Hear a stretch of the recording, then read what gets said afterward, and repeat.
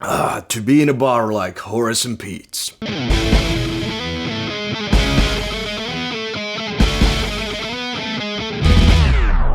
Hi, hello, and welcome to Finnish Guy Likes Movies. My name is Ville, and today we're talking about Horace and Pete, the newest web series from Louis C.K.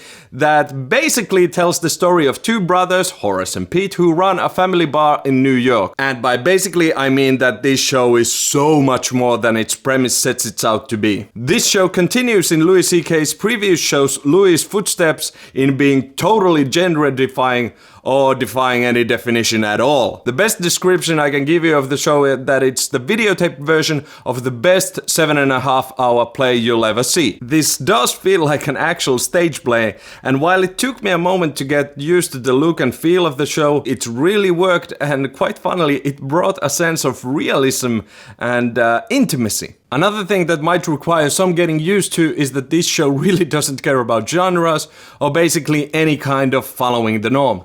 Louis C.K. himself has described this show as a tragedy. I can get on board with that. It's also a comedy, a drama, a one-man show, an ensemble piece. You name it, this show has it in it. A great example of Louis C.K.'s ability to take this show to places you never thought it could go is the third episode, which basically opens with a 25-minute monologue.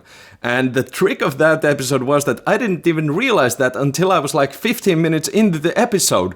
And and that's all thanks to Louis C.K.'s directing and writing. He directed and wrote the whole show. He really has a talent for staying in the moment and letting that moment grow organically, which is so gripping and consuming. And those sort of moments happen a lot during this series, and it's all thanks to the amazing cast. You got Louis C.K., Steve Buscemi, Alan Alda, Edie Falco, Jessica Lange, and if that wasn't enough, you get a ton of bar patrons played by people that are some of the funniest names in the stand-up or comedy scene right now. Louis C.K. and Steve Buscemi play the titular brothers. Titties.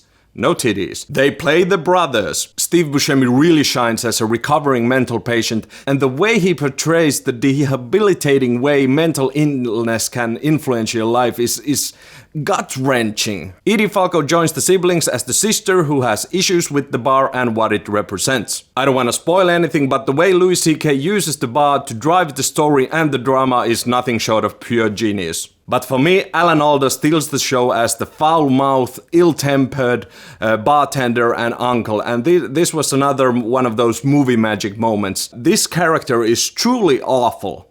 I mean, really awful, and they don't shine away from that. They don't do the, oh, that's our crazy, funny old uncle who's just old and kooky. No, this guy is truly terrible, and yet he was probably the funniest character, and you still felt for the guy. Great acting, great writing, that's what happens. Jessica Lange does a wonderful job as always, but I did feel that her character was maybe a bit wasted. Her character really didn't have much to do after the midway point of the show, and I don't know, but I think it might have to do with the fact that this show didn't do so well financially, and maybe they had to cut her part a bit because these aren't cheap actors, these are grade A actors all around this show, and that doesn't come cheap. Maybe.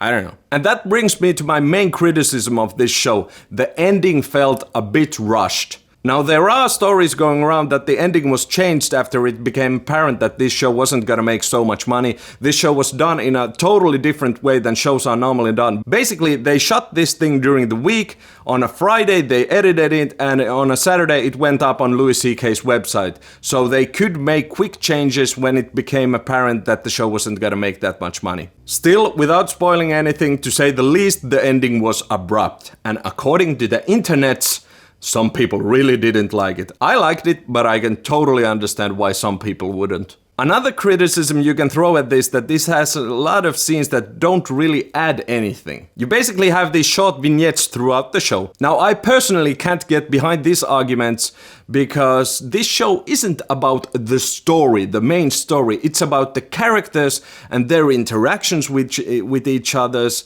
And basically, this show is just a slice of life. Small slice of life. And that's what those vignettes are. They are small slices of somebody else's life. And they are totally fascinating to me. But again, I can really understand why some people wouldn't like those. All in all, to a huge Louis C.K. fan like myself, this show was great. In many ways, this was the next level to his FX series Louis, so if you like that show, you might like this one. A lot. Even though it's totally different. Yes, it's slow burning, yes, it really doesn't have a storyline to follow through, but if that doesn't bother you, you're gonna enjoy this. Thank you so much for watching this review. Please hit the like button, the subscribe button. I'm also gonna put some cards up from my other videos. Please check them out. I'm also gonna put up a card about my other channel, Finnish Guy in Swaziland. That's ending soon, so please go and check it out. It's about my trip to Swaziland. Thank you so much. See you next time. Bye!